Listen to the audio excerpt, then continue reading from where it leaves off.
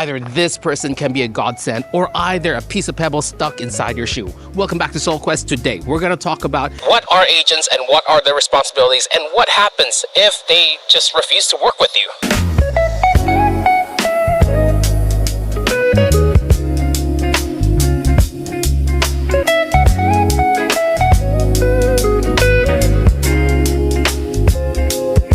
Now, welcome back, adventurers. For new viewers out there, my name is Soul Quest. I've been living and working in China for about 6 years so far. As you can see here, shiny head. That's not just because of my daily care routine. That's because of all the follicles that has fallen off from my head from all the cortisol level that I've exuded. And I don't want that to happen to you. So this is why I make this type of video, and that is how to help people survive in China.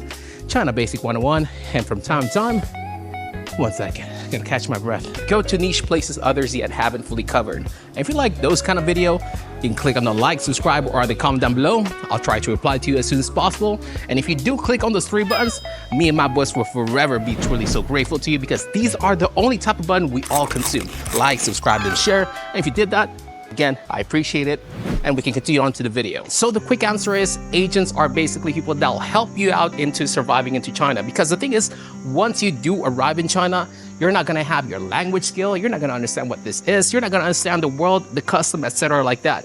This is your bridge towards your better life out here in China. And also they help with your documentation and also with your school as well, in case there are any problems with the school. And yes, schools do have contact teachers that will help you out, but other related issues that cannot be solved with contact teacher, your agent are going to be the one that's going to be helping you out. Now, today's video is going to mainly focus on private school and public school, because most agents usually work for an agency, and you're going to be working for an agency, and this agency will introduce you to a school, training center, or public school.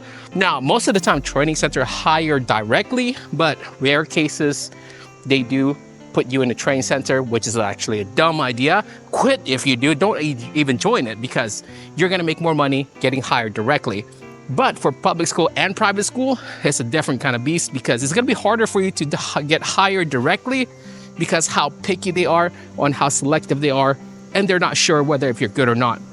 I think the law is starting to change just a little bit, and the government's making the school or private school hire directly, but it's better if you get hired directly. But typically, most school would prefer to get an agency in case if they want to fire a teacher, they could just do it easily without any repercussion, no severance fee, etc., just like that. So this is why school preferred to hire from an agency instead. Now, I went a bit of a rant right there, but basically these agency would give you an agent that will help you out into your daily life in these schools. But of course, it's not all sunshine and rainbow out here. Sometimes there are problems, and this is where the agent come into shine and will help you out like a hero, or either throw you under a ditch. Now, if you'd like to know more on how to deal with this agent in case if some problems happen, continue on to the video. And before we start, we're gonna mainly focus on the responsibility of an agent, the non-responsibility of an agent, what people think the agents are responsible for, and what happens if an agent refuses to work with you or refuses to help you out in general.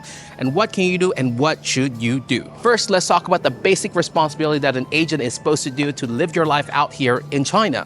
The first one is, of course, dealing with your paperwork in case if it arrives. Now, of course, it's going to be another different department, but the agent is supposed to connect you to the right person. And in case if the agent doesn't know, they would probably ask someone from the different department to find the correct answer for you, because these documentation are essential.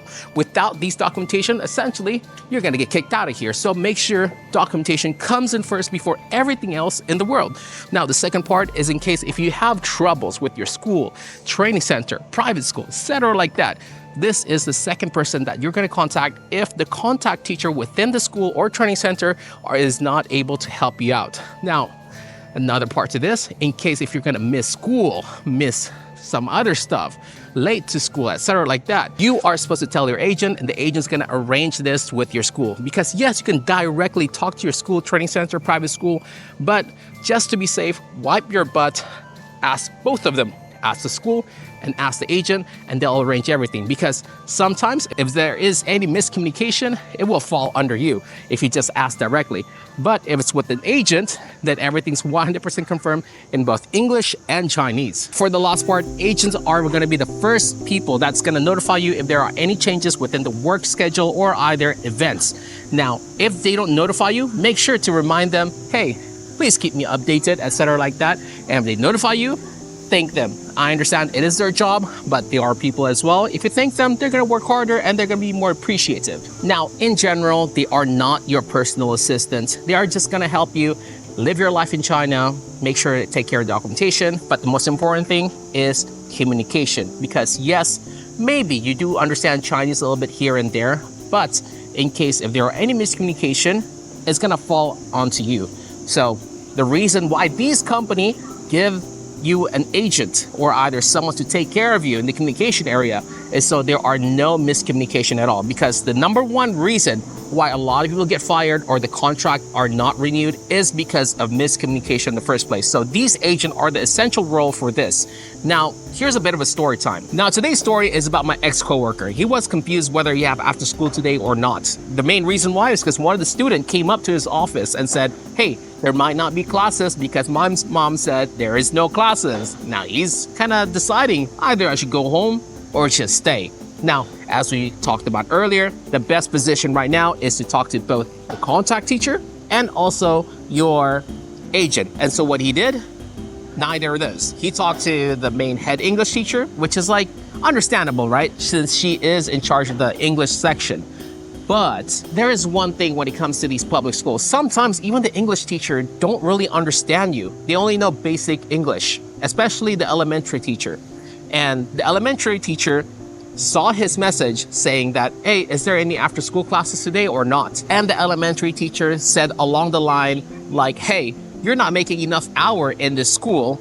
Are you lazy? Essentially that's what she says in the message. But, all right, I'm gonna move out of there because it's making too much sound. But what happened is she misunderstood the message saying that he doesn't want to go after school. And she said, you're not making enough hour in the school. This is the reason why we put you in an after school program. So you can have enough hour in the school. At the end, the teacher thinks he's lazy, but essentially he's not. He's just asking a question. So this is why I always recommend people to actually contact both your agent and also the contact teacher for any purpose in the school if there are any misunderstanding, confusion, or either question at all. With these two methods, there will be zero miscommunication, and you can also always have a carbon copy of everything and wipe your own butt. All right, next, let's move on to the non-responsibilities. This one right here have a lot of expat frustrated thinking these are the agent's responsibilities, but essentially they are not. Now, just to be clear with the whole term, basically, again, agents are responsible for your work-related issue. It doesn't mean they are responsible for setting up your app, doing your file tax return, or either even grading your homework. These are non-responsibilities. But of course, you can always ask them for extra help. But again, as a human, as a good human, as a nice human, you should give them a reward for helping you out for non-responsible thing. Now, a good example of this is Meituan, Alipay, WeChat, or any online app services for your life out here in China. Sometimes these are very hard to actually just sign up to it because you do need confirm your phone number. Everything's in Chinese. There's a lot of complicated things and you don't really understand. Look, I mentioned this in all my videos. You have to set these apps first in order to have a good life in China. And to set these apps, the best person to ask is your agent. Now, again, these aren't their responsibilities. It's not really work related. It's part of your life issue. Yes, they are partly responsible into getting your life started, but these are extra stuff. So if they do help you out in setting any of these apps, buy them a milk tea, show their appreciation, and give them a thanks, because this is a responsibility that you have to do yourself, and it's not part of their responsibilities. Now, there is a bit of a gray line to this. So a good example is that if you are lost in the middle of nowhere in Futian and you don't know what to do, you don't know where to go, it is partly their responsibilities to get you back to a safe destination. You can contact them anytime and you don't have to pay them back for that, because it is partly part of the responsibilities and also part of your responsibility for not getting lost in the first place. And the last gray line responsibility an agent has, if there are any issue in the police or etc. like that, they will be able to help you out, because it kind of does relate to work if you do get in trouble. So you do need another person to translate the issue, so make sure there are no misunderstanding at all.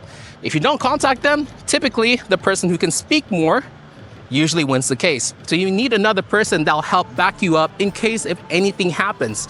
A good example of this, one of my coworkers got into a fight and he contacted the agent like around 3 in the morning and he got out safely afterwards. He does have to pay a bit of a fine though, but hey, at the end, the agent helped him out, get out the case because he was trying to protect some other girl getting hit, some sort like that. But at the end in here, if you do fight, both people get in trouble. There's no such thing as like one person doesn't get in trouble unless if it's like just self-defense. But you know, most of the time if you're drunk fighting, it goes overboard. Before we continue, a bit of a story time on what happened and what should you do if an agent refused to help you out. Now, back then, I wanted to do a little bit of a schedule change because the schedule that they gave me was just absolutely poop because it has 3 slots where it's just like first class is in the first period and the last class is on the 5th period, which means I have to stay in school for around like 5 hours straight, including for the lunch and sleeping time. And I just think it wasn't really much of a great deal. So I want to change things a bit. And since I was a senior teacher, I've worked there for around like 3 years. So I'm pretty sure they probably accepted it. But I don't want any miscommunication at all. So I contacted my agent to make sure everything is all smooth in order to change my schedule. But I also talked to the admin whether I could or not. So I contacted my agent to see if she can communicate for me to the admins to see whether they could change my first period into another slot, which is a bit more acceptable.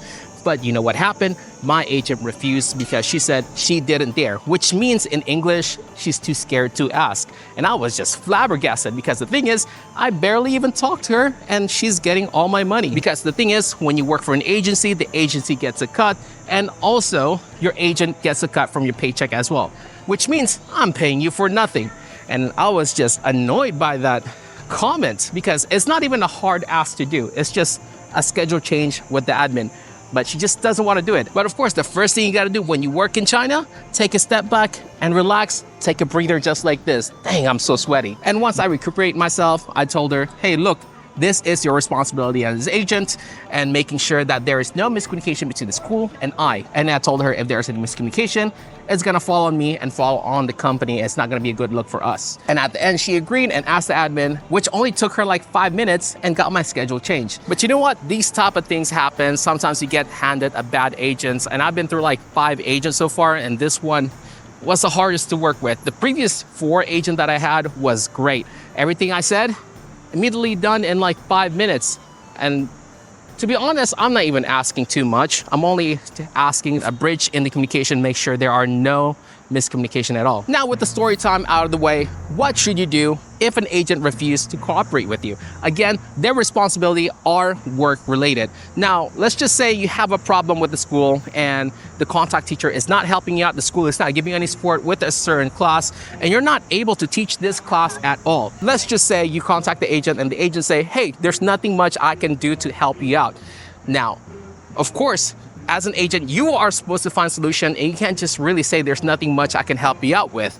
If they do refuse to help you out, make sure to stay calm.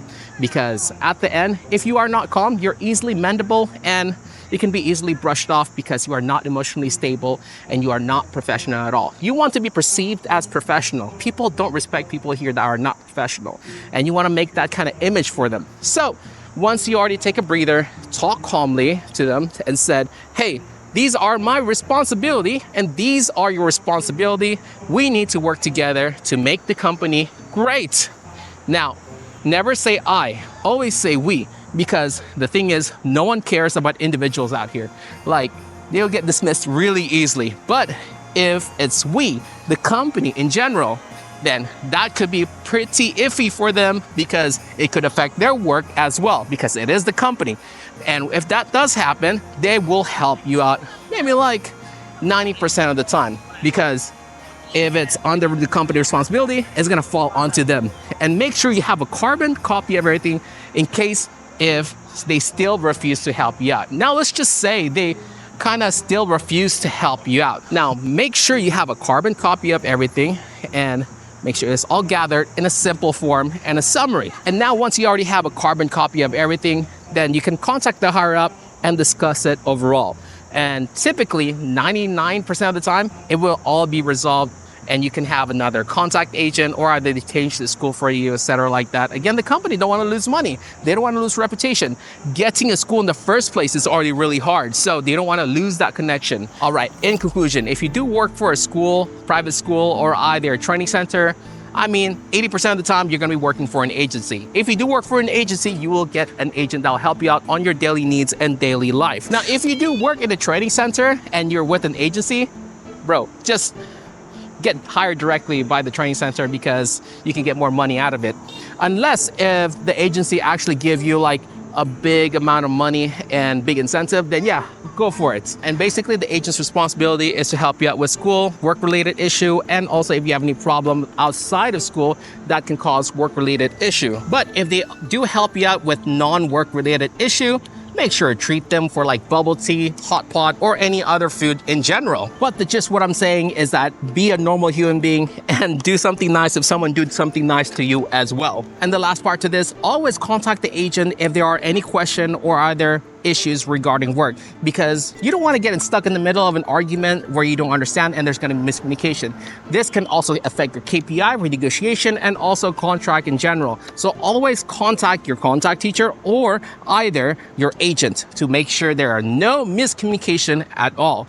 Now, in case if the agents don't want to help you out, just make sure to stay calm. I know it gets really frustrating, and typically people, human in general, they like to get emotional, and once people get emotional, no issues get solved. So try to stay calm, rational, and put no emotion to this issue at all.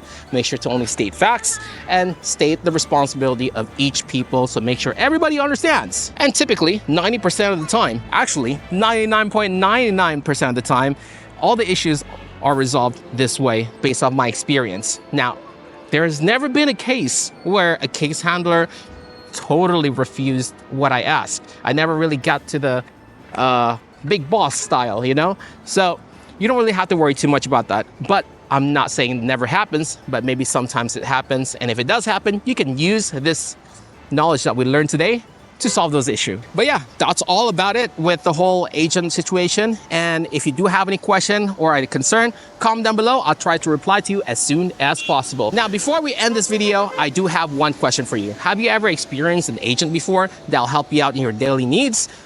I mean, for me, of course, I did for like the whole 5 years. The only time they contact me if there are any events or schedule changes, because typically, I don't really have too much problem in my school, luckily, but some other people contact them on a regular daily basis. But if you have any of this experience, comment down below what's your worst and best experience with your agent.